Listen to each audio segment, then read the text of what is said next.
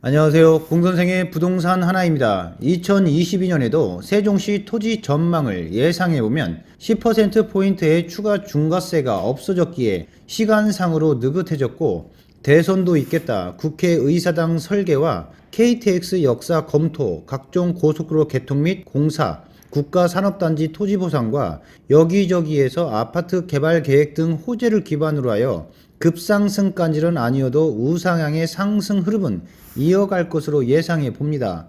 많은 분들이 세종시 토지 매수에 있어서 세종 행복도시와 가까운 지역의 토지를 원합니다. 당연히 행복도시와 가까우면 가까울수록 비싼 건 잘 알고 계실 것이고, 그 지역의 대부분이 토지거래 허가구역에 포함된 토지라는 것은 잘 모르십니다. 그래서 오늘은 토지거래 허가구역이 무엇인지와 어떤 사람이 사야 하는지, 어떤 땅을 사야 좋은지 살펴보는 시간을 가져보겠습니다. 오늘도 공선생이 알려주는 부동산 토지 공부 잘 준비하였으니 끝까지 시청해 주시고 구독, 좋아요 누르시고 알림 설정 하시기 바랍니다.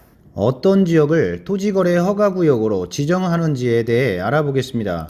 토지거래 허가구역은 토지의 합리적인 이용을 촉진하고 말 그대로 투기적 거래를 억제하여 건전한 부동산 경제 질서를 확립하기 위해서 1978년도에 도입이 되었습니다. 첫 번째로 토지의 투기적 거래가 성행되거나 투기적 거래를 억제해야 하는 지역입니다. 두 번째로 지가가 급등하는 지역 또는 우려가 있는 지역이고, 토지 이용 계획이 새롭게 수립 및 변경되는 지역, 토지 이용 행위 제한이 완화 및 해제되거나 개발 사업 진행 등 기타 투기 우려가 있는 지역에 대해 지정합니다. 즉, 규제를 해놓지 않으면 땅값이 천정부지로 올라갈 지역에 대해 지정해 놓는다라고 개념을 잡으면 좋을 듯 합니다. 왼쪽 지도를 보시면 세종시 토지거래 허가구역이 어디인지 대략적으로 알 수 있습니다. 조치원 봉산리와 침산리, 신흥리, 연서면 월아리이고, 연기면 연길이와 보통리로 하여금 토지거래 허가구역으로 지정되었습니다. 이 두 곳은 지난번 공공택지, 즉 아파트 부지 발표가 있었던 지역입니다. 조치원 1호는 약 7,000세대, 연기면 1호는 약 6,000세대의 아파트 건립을 추진하겠다는 발표가 있었습니다.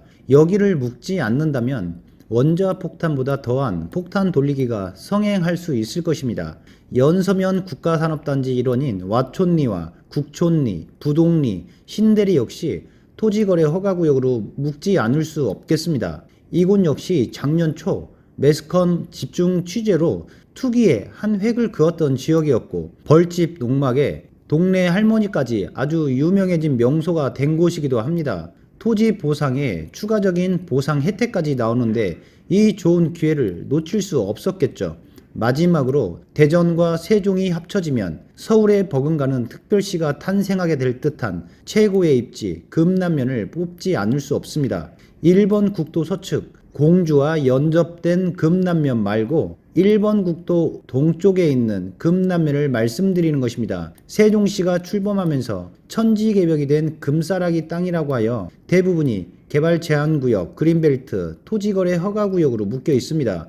이러한 조치를 취하지 않으면 훗날 수용을 하게 될 때 엄청난 보상금을 책정해야 하는 사태가 예상되기 때문에 쉽게 풀어줄 리 없습니다. 토지거래 허가구역의 기대 효과를 한 줄로 정리해보면 돈 많은 외지인의 거래를 차단해서 투기를 억제시키자는 것입니다.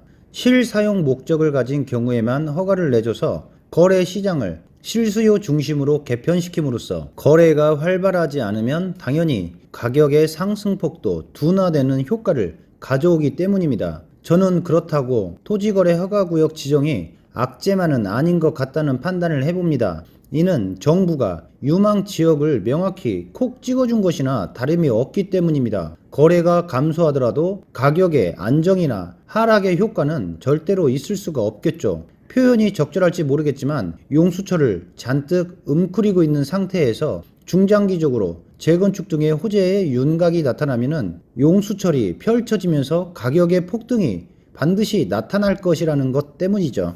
토지거래 계약 허가를 받아야 하는 면적 및 조건을 알아보면 과거 암기 방식이 자꾸 생각이 납니다. 주거지역은 180제곱미터입니다. 그러니 사람 키가 180이 안 되면 주거용. 상업지역은 200제곱미터입니다. 장사는 둘이서 물건도 팔고 카운터도 봐야 하니까 200. 공업지역은 공작의 굴뚝 모양이 66처럼 생겼으니 660제곱미터, 녹지는 나무가 빽빽하니까 100제곱미터, 농지는 노온 생각하면 500이죠. 의무 이용 기간은 2년, 4년, 5년입니다. 주거와 농지, 임야는 부부 2명이서 집에서 농사 짓고 산에 등산도 가야 하니까 2년, 상업 공업지역은 사업해야 하니까 4년, 현상 보존은 현상 보호존이니까 5년입니다. 재밌죠? 허가 기준을 보면 주택용지는 세종, 그에 연접한 시군구에 있는 사람이고 무주택 세대주이며 전 세대원이 거주해야 합니다. 기존 주택이 있으면 처리 계획을 제출해야 하고 임대 및 매매 등의 구체적이고 객관적으로 여기 들어와서 살아야 한다는 것을 소명해야 합니다. 통상적으로 외지인이 그린벨트 대지를 매입하겠다라고 하면 먼저 토지 매매 예약을 통해서 계약을 하시고 시청의 허가를 득한 뒤에 본 계약을 체결해야 하는 등의 여러가지 절차가 수반됩니다. 토지는 농업인이 농업 경영의 목적을 가지고 매입하시면 되고 1000제곱미터 미만일 경우는 농지 원부가 필요하며 매수하고자 하는 토지와 기본 보유 토지와의 거리가 30km 이내에 있어야 합니다. 또한 농업인 등이 주소지로부터 30km 이내에 소재하는 농지 취득도 허가를 득해야 합니다. 허가를 받지 않아도 되는 경우도 있습니다. 상속과 증여, 허가 대상 면적 미만의 토지, 공익 사업을 위한 취득 및 보상에 관한 법률에 의한 협의 취득, 수용, 사용 등과 경매, 공매, 국유 및 공유 재산, 경쟁 입찰에 의한 처분, 건축물 및 주택 분양 등은 허가받지 않아도 됩니다. 토지거래 허가구역과 그 인근의 땅값 시세가 얼마나 형성되어 있는지 알아보겠습니다. 한마디로 표현해보면 천태만상인 것 같습니다. 금남면 쪽이야 강남의 프리미엄, 삼생할권과 인접한 2차선 도로변의 그린벨트와 허가구역이 아닌 지역은 1, 2천만원씩 하고 금남면 2차선변 그린벨트는 물건이 1000만원보단 싸겠지만 물건이 없을 뿐더러 나오지를 않습니다. 왜냐면 비닐하우스촌의 화훼농장 등의 사업을 하면서 돈 잘 벌다가 그린벨트라도 해제되면 인생 역전되는데 나오질 않겠죠.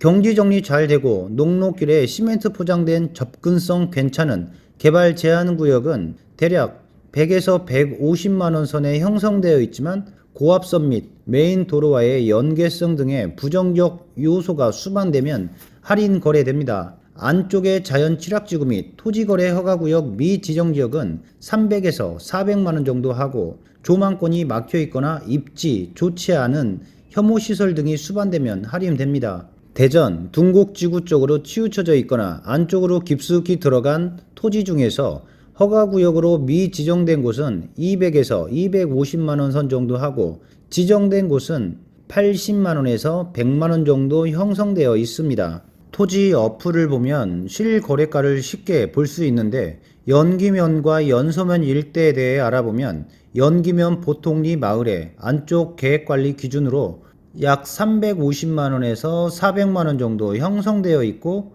연기면과 연서면 봉합리로 이어지는 1번 국도선변은 900에서 1000만원 정도 시세가 형성되어 있습니다. 연서면 와촌리와 부동리 2차선변의 토지 계획관리 기준으로는 약 400만원에서 500만원 선의 시세가 형성되어 있고 3m 도로의 안쪽 지역은 약 250만원에서 300만원 정도로 형성되어 있습니다. 국가산업단지 인근의 구촌리와 신대리의 계획관리 기준의 토지는 약 250만원에서 300만원 선이고 3m 도로 안쪽의 경우에는 150만원에서 200만원 선으로 형성되어 있습니다. 조치원은 자연 녹지가 많이 분포되어 있는 편인데 300만원에서 약 400만원 선에 형성되어 있고 3m 토지의 안쪽의 경우는 약 200만원에서 250만원대에 형성되어 있습니다. 땅에 대한 보편적인 가격 형성이 이렇게 되어 있다는 것이고 모든 땅들이 다 이렇게 받을 수 있다는 것은 아니라는 것, 비쌀 수도 있고 더 쌀 수도 있다는 것, 이 점은 양해하시기 바랍니다.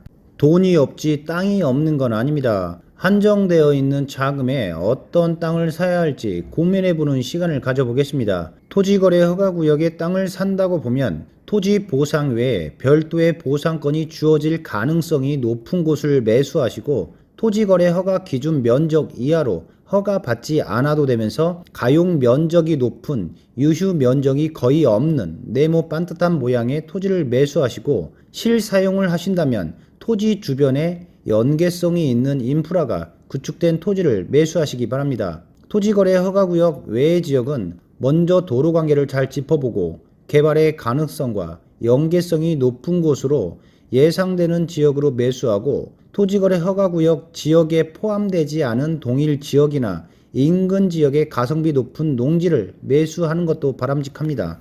오늘은 세종시 토지거래 허가구역이 어디인지에 대해 알아보았고 그 지역의 땅 시세와 어떤 토지를 매수하는 것이 나에게 큰 수익을 가져다 줄지에 대해 간단히 알아보았습니다. 2022년에도 공선생의 부동산 유튜브와 함께 토지 공부뿐만이 아니라 큰 수익을 가져다 줄 토지에 대해 함께 알아보고 돈 많이 벌어보시기 바랍니다. 또한 구독, 좋아요, 알림 설정은 꼭 하셔서 부동산 정보 잘 받아보시기 바라고 다음 영상에서도 잘 준비해서 올리도록 하겠습니다. 감사합니다.